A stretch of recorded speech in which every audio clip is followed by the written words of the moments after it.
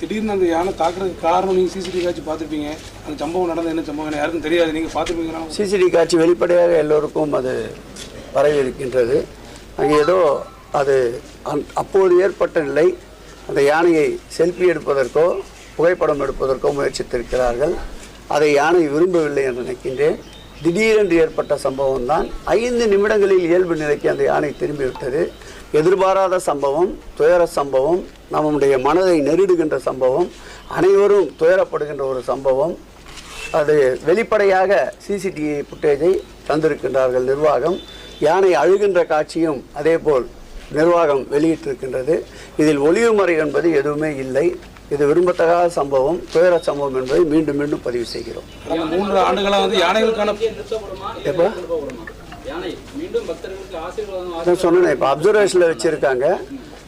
5 துறைகளை கொண்ட